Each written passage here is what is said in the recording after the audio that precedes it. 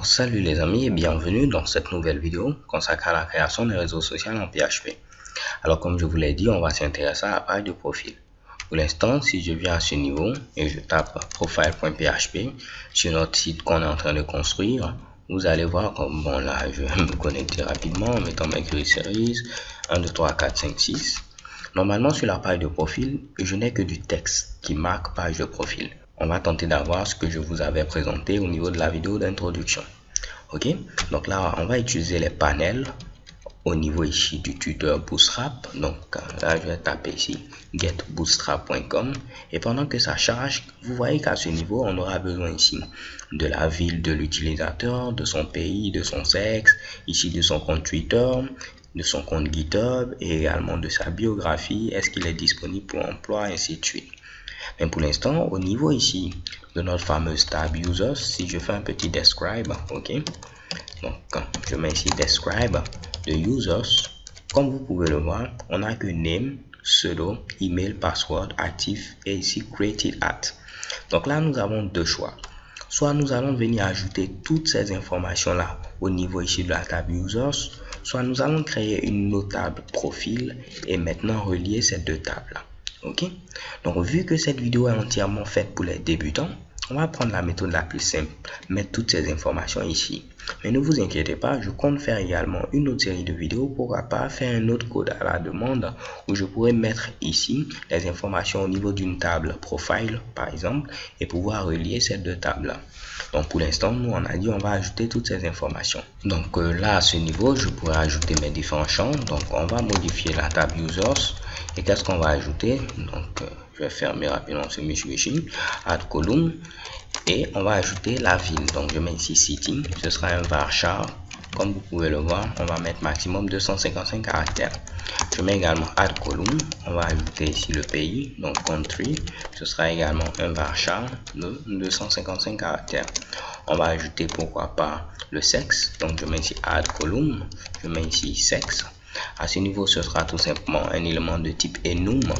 Il pourra prendre deux valeurs, soit M pour dire ici, on va mettre ici soit H pour dire ici homme, et soit F pour dire ici femme. Ok, la valeur par défaut, aucune valeur par défaut. Donc je mets ici virgule. On va ajouter également un autre élément, ce sera quoi? Donc là, je vais tenter de décaler ce Mitsubishi. On aura ici le Twitter et le GitHub. Donc je mets ici Twitter comme ceci.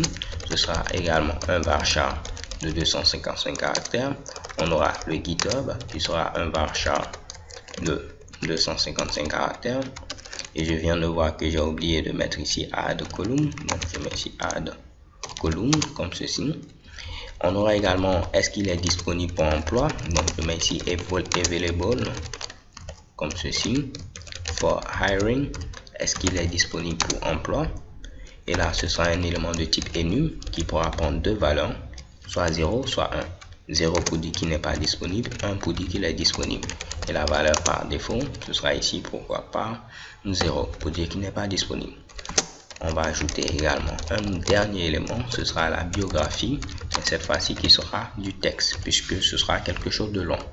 Donc je vérifie, on va modifier la table users, on ajoute ici la ville, on ajoute le pays, on ajoute ici le sexe qui pourra prendre deux valeurs, soit H soit F, on ajoute le compte Twitter, on ajoute le bootstrap, on ajoute également le champ available for hiring, est-ce qu'il est disponible pour emploi, la valeur par défaut 0, il n'est pas disponible, on ajoute le champ bio ou la biographie et je crois que ce sera tout.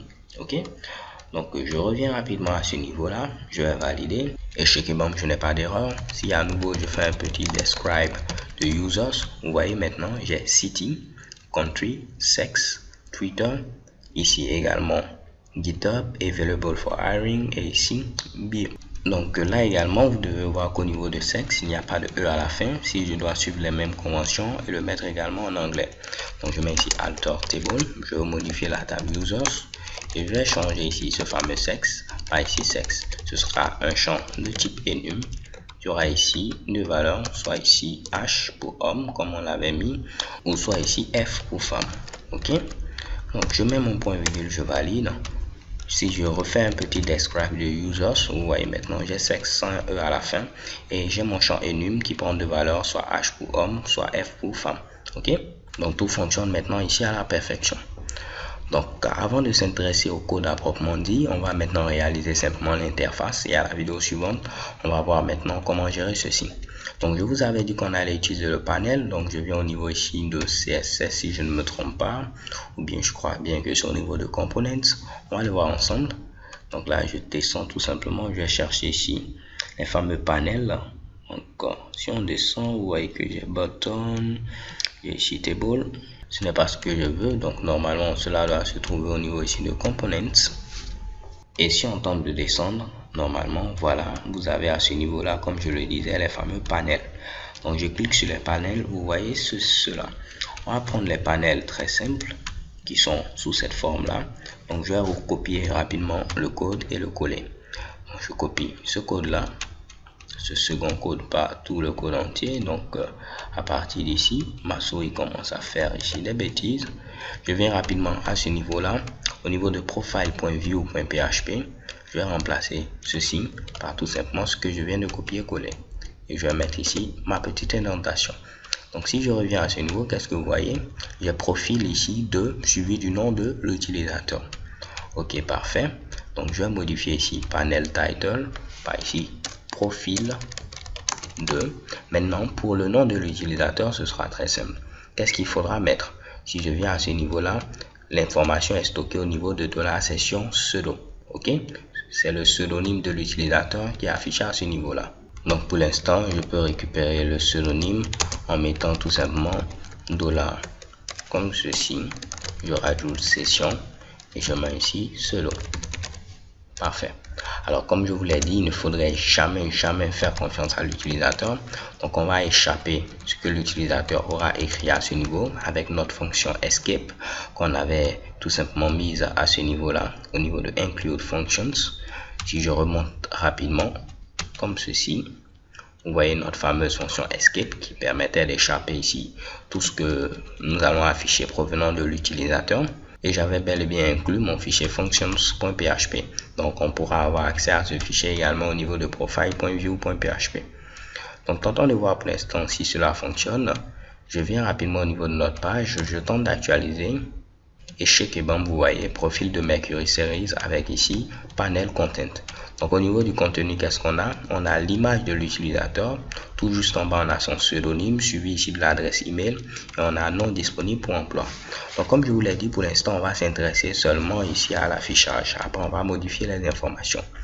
Donc à ce niveau-là, je vais dire qu'on a ici une image. Donc je mets ici image. Ensuite, je mets ici un retour à la ligne en mettant ici BR. J'aurai ensuite le pseudonyme. Je vais mettre également pseudo. Je mets également ici BR avec un retour à la ligne. Et je vais mettre pourquoi pas ici l'adresse email. Donc je mets ici adresse email. Comme ceci. Et là, parfait. Donc si je viens à ce niveau, j'ai ces informations. Et vous voyez tout juste à droite, j'ai non disponible pour emploi. Donc premièrement, vu que j'aurai deux panels, un panel pour le profil, un panel pour compléter mon profil, ce que je peux faire c'est quoi? À ce niveau là, je vais mettre ici un élément qui aura la classe row et à ce niveau j'aurai ici un élément qui aura la classe call md6 qui va prendre donc 6 colonnes et également un autre élément qui va prendre les 6 colonnes restantes, sachant qu'on a au maximum ici 12 colonnes. Donc je coupe ceci et je mets à ce niveau là. Je vais tenter ici de rapidement gérer l'indentation et ici ce sera également un panel comme cela, sauf que en lieu et place ici de profil, ce sera ici quoi? Ce sera compléter mon profil. Donc je mets ici compléter le profil ou bien compléter mon profil. Désolé pour les accents. Pour le contenu pour l'instant on ne va rien mettre. Donc si je viens rapidement au niveau de la page, je vais revenir ici, tenter d'actualiser. Normalement celui-là doit prendre 6 colonnes et de même ici 6 colonnes. Donc vous voyez, j'aurai ici mon image, mon pseudonyme et l'adresse email. Donc pour cette partie, je ne vais pas trop m'intéresser à celle-là pour l'instant. On va rapidement terminer ici la partie de droite pour terminer la vidéo. Donc je vais mettre ici nom, suivi ici du nom, ville, suivi ici de la ville, ainsi de suite. Donc les gars, vous voyez que ce sera très simple. Au lieu de perdre le temps à mettre ici le fameux formulaire, ainsi de suite, ce que je vais faire, c'est mettre la vidéo sur pause, taper tout ceci et vous l'expliquer, ok? Alors voici tout ce que j'ai eu à taper. Vous voyez que j'ai bien fait de mettre la vidéo sur pause. Donc c'est tout juste ici, j'ai inclus le fichier qui va me permettre de pouvoir afficher les erreurs au niveau de partialserrors.php. Si vous vous rappelez, on l'avait déjà utilisé. Tout ce qu'il fait, c'est tout simplement un petit for each au niveau des différentes erreurs qu'il affiche. Ok, donc je reviens rapidement au niveau de profile.view.php. donc j'ai mon formulaire qui est présent à ce niveau.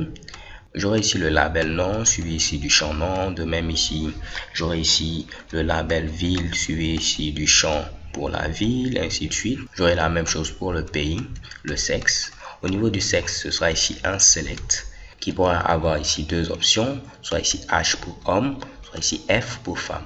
Ok, de même j'aurai ici un label pour le compte Twitter, pour le compte GitHub, également disponible pour emploi. Ce sera ici un checkbox qui pourra prendre ici deux valeurs, soit true soit false, mais pour l'instant on va mettre notre case à cocher, comme vous pouvez le voir, qui va apparaître comme ça. Et la biographie, ce sera un text area. Donc à ce niveau, j'ai mis un text area, ok, et j'ai mis un placeholder. Le placeholder, comme je vous l'ai dit, c'est une valeur qui va être affichée ici pour l'instant par défaut. Donc dès que je tape quelque chose, le placeholder disparaît. Donc, par exemple ici, le placeholder par défaut, c'est John. Donc ce sera vraiment rien de bien compliqué. Libre à vous de mettre un petit message si vous souhaitez avoir le code source. Tout compte fait, je vais essayer de le mettre au niveau du site officiel des Teachers du Net. Alors les gars, c'est tout pour cette vidéo. À la vidéo suivante, à proprement dit, on va tenter de remplacer ces informations là pour avoir quelque chose ici comme cela, et de même tenter de rendre ici notre fameux formulaire valide. Ok, ainsi lorsqu'on cliquera sur valider, on aura quelque chose qui pourra s'opérer. Alors les gars, c'est tout. So thank you guys for watching. Don't forget to subscribe. Have a nice day. Peace.